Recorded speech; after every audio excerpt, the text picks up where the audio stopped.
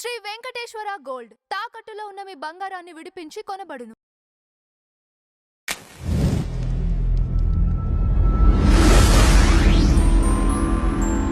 నమస్తే అండి, welcome to tree media. మనతో పాటు writer and director Kanagala Jayakumar గారు ఉన్నారు.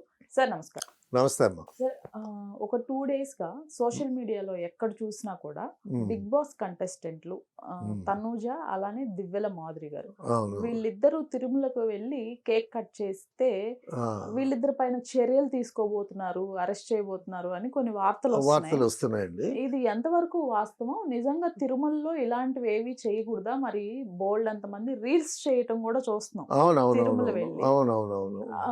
అసలు తిరుమలలో ఏవి చేయొచ్చు, ఏవి చేయకూడదు అంటారు మీ దృష్టి? ఇప్పుడు తిరుమల అనేది చాలా పవిత్రమైనటువంటి స్థలం అండి. అక్కడ స్థల మహిమ కూడా ఉంటుంది. అక్కడికి వెళితే మన మనసులు కూడా మారిపోతాయి. ఒక డివైన్ స్పిరిట్ మనలో వస్తుంది. అటువంటి స్థల ప్రభావం ఉండేటటువంటి గొప్ప ప్రదేశం అది. మహానుభావులు నడయాడినటువంటి ప్లేస్ అది. అటువంటి ప్లేస్కి మనకి రోమ్లో వాటికన్ సిటీ ఎంత పవర్ఫుల్, అలాగే మనకి ఇండియాలో ఆ తిరుపతి అనేటటువంటిది అంత పవిత్రమైనటువంటి ఇది. తర్వాత భక్తులు ముబ్బడిగా వస్తుంటారు. వాళ్ళు సమర్పించే కానుకలు కానీ బంగారం కానీ అన్నీ చాలా ఎక్కువ. సో ఆర్థికంగా కూడా చాలా గవర్నమెంట్కి సపోర్ట్ చేసేటటువంటి దేవస్థానం అది దేవస్థానం. ఇట్స్ నాట్ ఎన్ ఆర్గనైజేషన్, అది ఒక దేవస్థానం. తర్వాత మరి ఆ కొండ మీద ఎంతోమంది మునులు, స్వాములు, ఎంతోమంది భక్తులు చేసినటువంటి గొప్ప స్థలం అది. మరొక విషయం ఇక్కడ ఒక్కటి చెప్పాలండి. ఆ తిరుపతి దేవస్థానం ఎంత గొప్ప నమ్మకాన్ని కలిగించిందంటే భక్తులకి, కేవీ రెడ్డి గారని ఫిలిం డైరెక్టర్ ఒక ఆయన ఉన్నారు, మాయాబజార్ చేశారు. చాలా ఫేమస్ డైరెక్టర్. ఎప్పుడు ఒక 100 సంవత్సరాల వెనక విషయం చెప్తున్నాను నేను. అప్పటి నుంచి ఆ దేవుడు ఉన్నాడు తిరుమల కొండ మీద. ఆయన పసిబిడ్డగా ఉండేటప్పుడు తల్లి పసిబిడ్డలను కూడా తీసుకొచ్చేవాళ్ళు. ఆ పెద్ద హుండీ ఉంటుంది అక్కడ. ఆ హుండీలో పడేసింది ఆ పసిబిడ్డని. కేవీ రెడ్డి గారు చిన్న పసిబిడ్డ అప్పుడు. తల్లి హుండీలో పడేసింది. చాలా మందికి తెలియదు అది రీసెర్చ్ చేసిన వాళ్ళకి తెలుస్తుంది. హుండీలో పడేసి ఇంటికి వచ్చేసింది. బిడ్డ ఏడి అని అంటే హుండీలో వేసేసాను, నీకేమన్నా పోయే కాలం అని అంటే ఆ వెంకటేశ్వర స్వామి చూసుకుంటాడు అని అంది. అంటే అప్పుడు మళ్ళీ వెళ్ళి ఆ బిడ్డను తీసుకొచ్చారు. అంటే అంత భక్తి, అంత నమ్మకం ఆ తిరుపతి దేవుడు అంటే. సో అంత గొప్ప నమ్మకం, అంత పవిత్రమైనటువంటి స్థలంలో మనం ఎట్లా బిహేవ్ చేయాలి? అసలు దివ్యల మాధురి, తనూజ వీళ్ళు కంటెస్టెంట్స్ కదా, ఇంతకుముందు వాళ్ళకు బాగా పరిచయం ఉన్న వాళ్ళే కదా, తెలివైన వాళ్ళే కదా, తెలివి తక్కువ వాళ్ళేం కాదు కదా.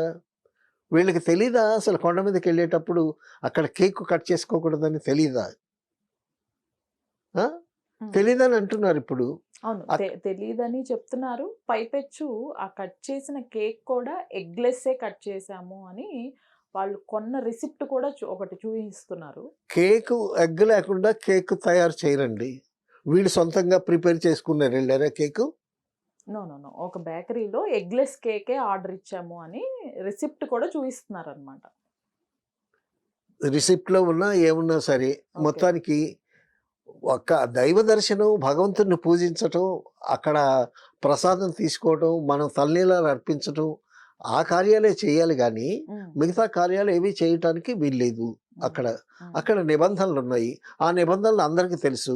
ఎంతో మంది వేలాది భక్తులు, కోట్లాది భక్తులు వస్తూ పోతూ ఉండేటటువంటి దేవస్థానం అది.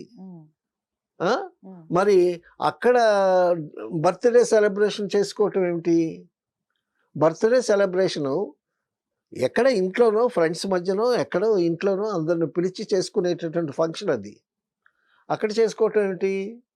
సో అది దేవస్థానం రూల్స్కి విరుద్ధం అని కేసు పెట్టారు అంటున్నారు మరి.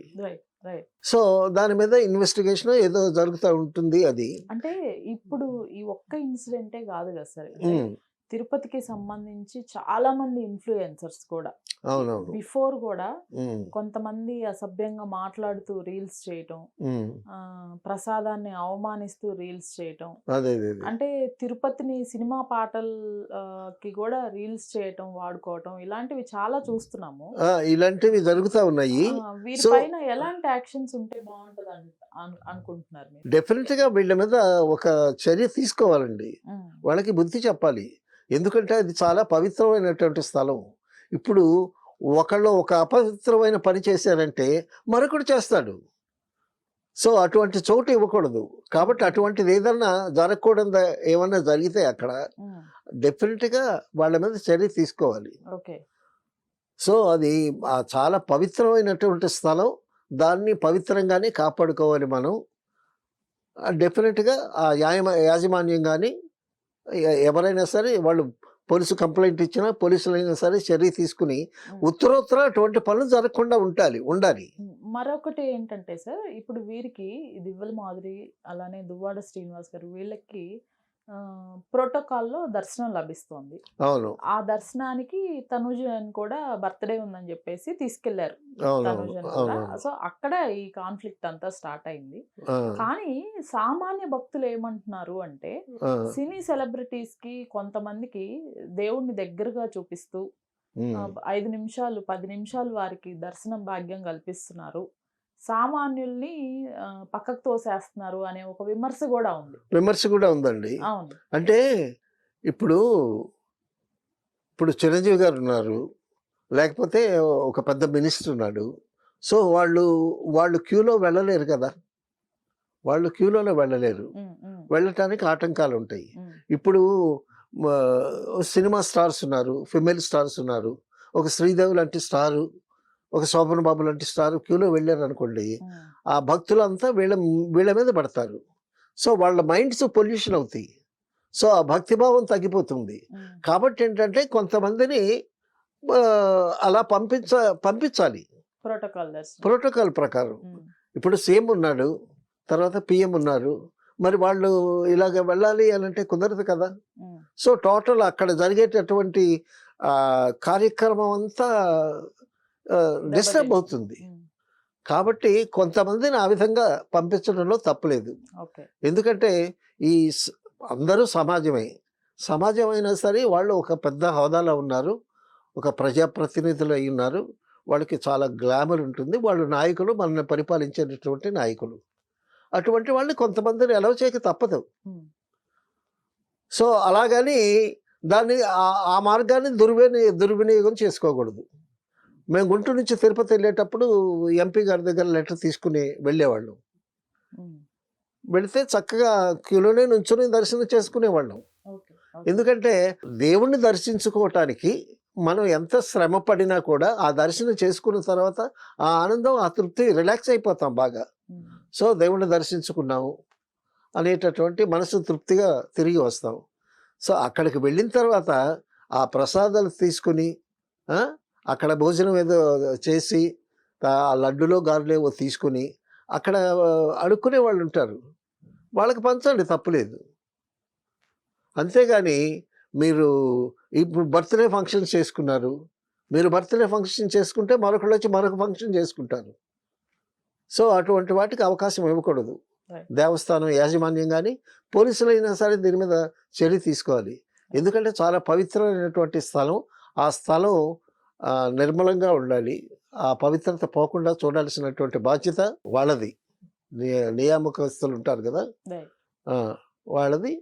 అవసరమైతే పోలీస్ చర్య కూడా తీసుకోవాలి, తప్పులేదు. ఒక విధంగా అలా చర్య తీసుకుంటే అది మిగతా వాళ్ళకి ఒక గుణపాఠం కూడా అవుతుంది కదా. Right sir. అది. Thank you sir.